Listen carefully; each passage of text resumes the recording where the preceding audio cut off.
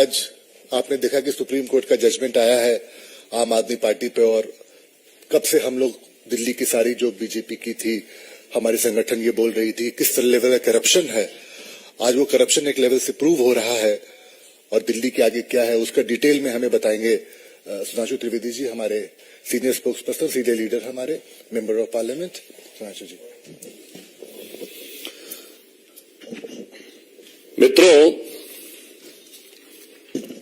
कट्टर ईमानदारी के किरदार के जो भारत रत्न के प्रत्याशी थे बकौल केजरीवाल साहब, तो उन्होंने मनीष सिसोदिया जी के लिए कहा था ना कि भारत रत्न उन्हें मिलना चाहिए। तो भारत रत्न के प्रत्याशी पूर्व मुख्यमंत्री,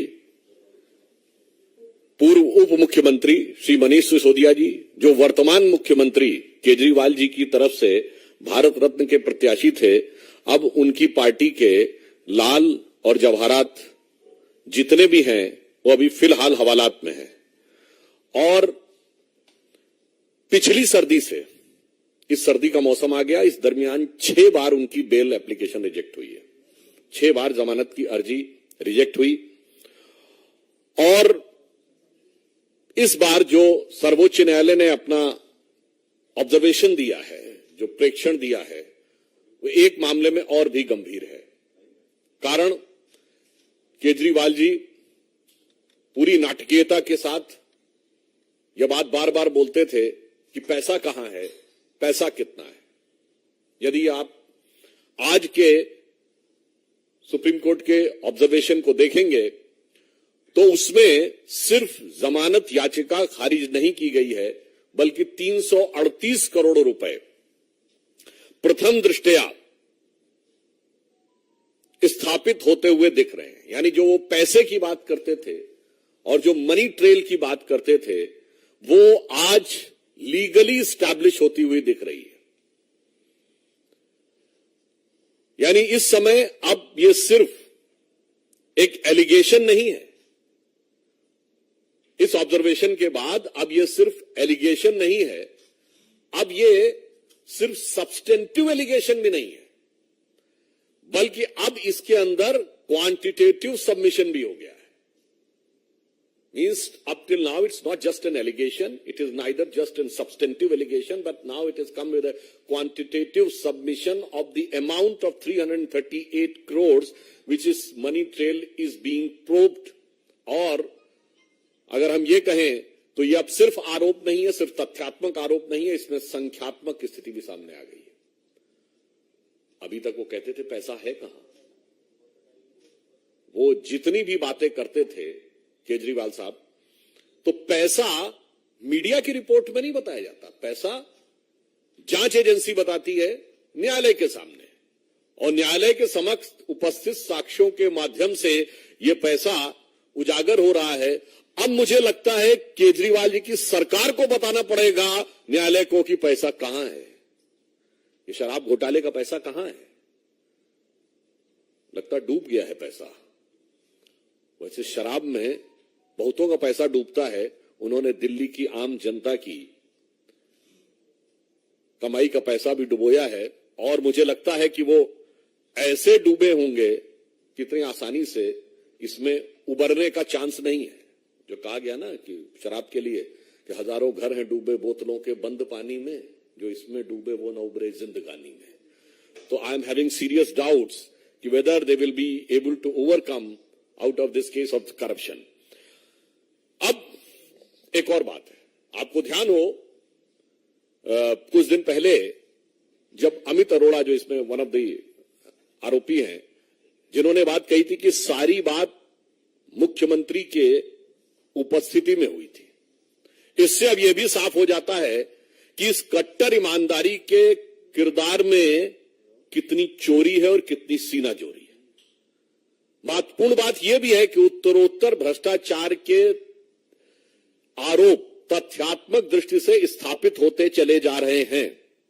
उत्तरोत्तर जमानत याचिकाएं खारिज होती चली जा रही हैं, परंतु फिर भी, जिसे एक हिंदी की कहावत होती है, देखिए इसलिए मैं कह रहा हूं वो तो कोर्ट के द्वारा प्रूव होगा, पर जो प्राइमा फेसिया दिख रहा है, कहावत है वो लागू होती है, चोरी ऊपर से सीना चोरी।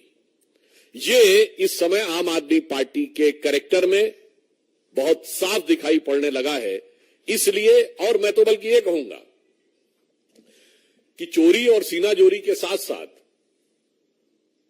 वो इसके अंदर एक नाटकीयता का पुट भी देने का सदैव प्रयास करते हैं।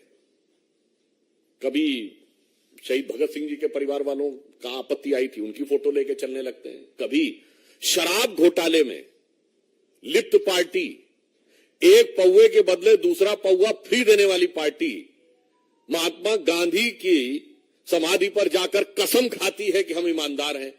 अरे भाई, ईमानदारी और बेईमानी छोड़ दीजिए, एक पौवे के बदले दूसरा पौवा दिया है तो नीति थी ना। तो गांधी जी को उसको बीच में क्यों ला रहे हो, जिनका कि जन्मदिन ड्राई डे होता है और गांधी जी का जन्मदिन बना रहा। तो इसलिए मैंने कहा कि चोरी, सीनाजोरी और उसके ऊपर से यह नाटकीयता, ये आम आदमी पार्टी का स्वाभाविक सहज चरित्र बनता चला जा रहा है। इसलिए अब हम आम आदमी पार्टी से और केजरीवाल जी से हम पूछना चाहते हैं कि बताइए वो पैसा कहां है। वो 338 करोड़ रुपए जिसके बारे में आज न्यायालय के प्रक्रिया के दौरान प्राइमा फेसिया वो दिखाई पड़ रहा है कि उसका गबन हुआ है या करप्शन हुआ है, तो अब दिल्ली की जनता पूछती है कि केजरीवाल साहब वो पैसा कहां है, उसे बताइए और इधर उधर की बातें मत करिए। और स्पष्ट रूप से सुप्रीम कोर्ट को भी बताना होगा संवैधानिक दृष्टि से और वैधानिक दृष्टि से, और दिल्ली की जनता को बताना होगा नैतिक दृष्टि से। Now it is become incumbent on the part of Aam Aadmi Party government and its chief minister Arvind Kejriwal ji constitutionally and legally to tell the Honorable Supreme Court that where is the money, and morally it is incumbent on their part to tell to common man of Delhi where is the money. धन्यवाद।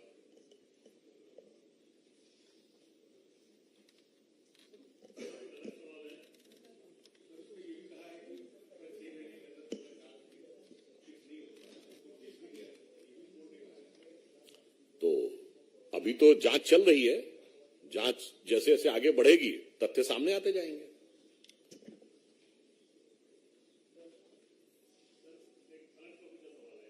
क्या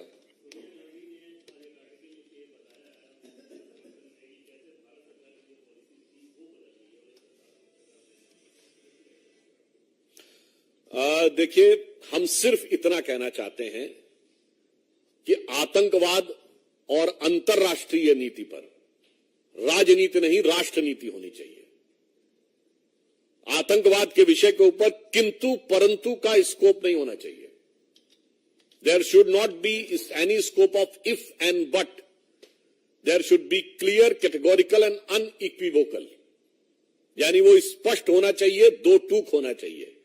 और यह दुखद बात है कि Congress party जिस प्रकार की नीति एडॉप्ट कर रही है, इस मौके के ऊपर वो भारत की प्रतिष्ठा और गरिमा के अनुरूप न होकर क्षुद्र वोट बैंक की राजनीति से प्रेरित है। मैं उन्हें याद दिलाना चाहता हूं कि इजराइल के साथ राजनीतिक संबंधों की शुरुआत स्वर्गीय राजीव गांधी जी के समय में इसकी भूमिका बनाई गई, और 1992 में पीवी नरसिम्हा राव के समय में भारत ने स्थापित राजनीतिक संबंध बनाए। दुख की बात यह है कि वो अपने प्रस्ताव में भी कहीं आतंकवाद के हमले का उल्लेख नहीं करते हैं, क्यों दही जमा लेते हैं मुंह पर। ये मतलब एक दौर में वो कहते थे ना, ये अपनी तथाकथित भारत जोड़ो यात्रा में, कि जुड़ेगा भारत जीतेगा इंडिया, ये कांग्रेस नारा देती थी। अब तो मुझे ऐसा लग रहा है जुड़ेगा कट्टरपंथी जीतेगा हमास, ये उनका नारा होता चला जा रहा है। तो मेरा ये मानना है, दुनिया में जितने भी देश हैं उन्होंने इन विषयों के ऊपर बहुत स्पष्ट क्लियर नीति रखी है, पक्ष हो या प्रतिपक्ष, उसमें कोई अंतर नहीं रहता है। इसलिए कांग्रेस जो कर रही है वो भारत की नीति के विरुद्ध है।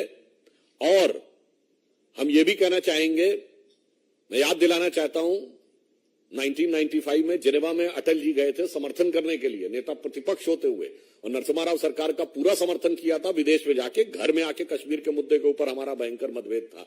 इसलिए मैं सिर्फ ये कहना चाहता हूं कि इस विषय के ऊपर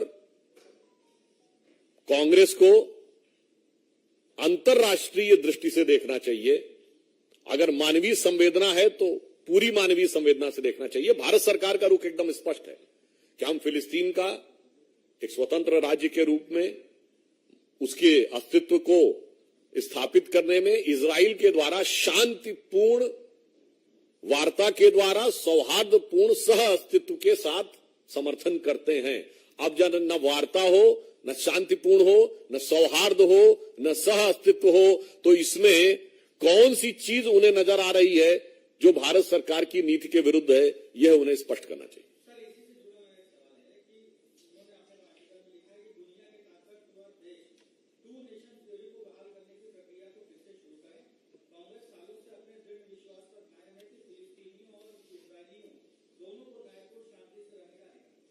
वो सारी बातें सही हैं, इसमें आतंकवाद का उल्लेख पे क्यों चुप्पी है? और उन्होंने दूसरे देश तो क्या, पहली बात तो इस देश के ऊपर इस मुद्दे पे मैं एक और बात आपसे पूछना चाहता हूं। इससे पहले आप बता सकते हैं कांग्रेस के किसी नेता ने आर्टिकल लिखा हो किसी अंतर्राष्ट्रीय समस्या पे?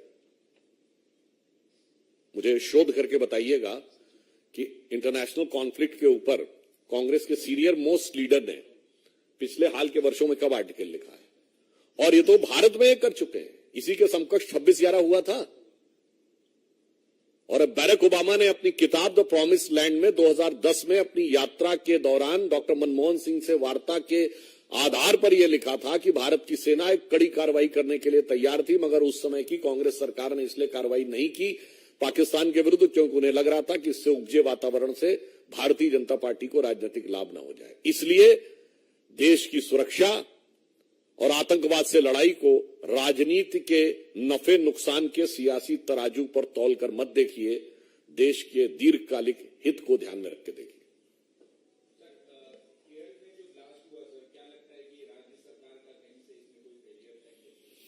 देखिए, मैं पुनः कह रहा हूं कि आतंकवाद को लेकर किसी भी प्रकार का किंतु परंतु राजनीतिक दलों में नहीं होना चाहिए। आतंकवाद पर राजनीति नहीं राष्ट्रनीति होनी चाहिए।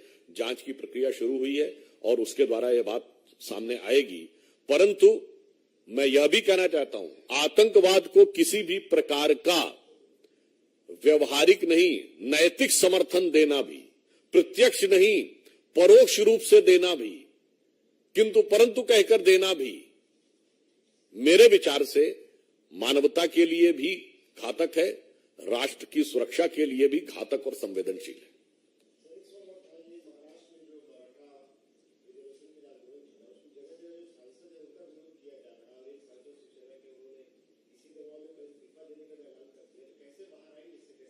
उस विषय पे महाराष्ट्र की सरकार पूरी संवेदनशीलता और सजगता के साथ उस विषय के ऊपर ध्यान भी रख रही है और उपयुक्त कार्रवाई कर रही है।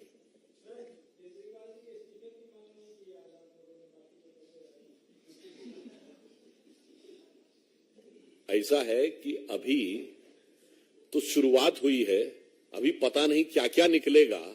इस्तीफे से पहले तो उनके 3 लोग तो जा चुके, तो धीरे धीरे मोहब्बत करेगी असर धीरे धीरे वाली बात है। देखिए, पहले कौन गए?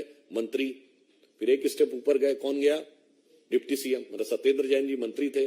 फिर उप मुख्यमंत्री जी गए, मनीष सिसोदिया जी। फिर संजय सिंह सांसद नहीं थे, संसदीय दल के नेता थे तो leader of the parliamentary party थे। तो अब देखिए धीरे धीरे क्या होता है। जांच एजेंसियां अपना काम कर रही हैं, जो जिस भी रूप पद पे होगा उससे निरपेक्ष रहते हुए वस्तुनिष्ठ ढंग से यानी ऑब्जेक्टिवली कार्रवाई होगी।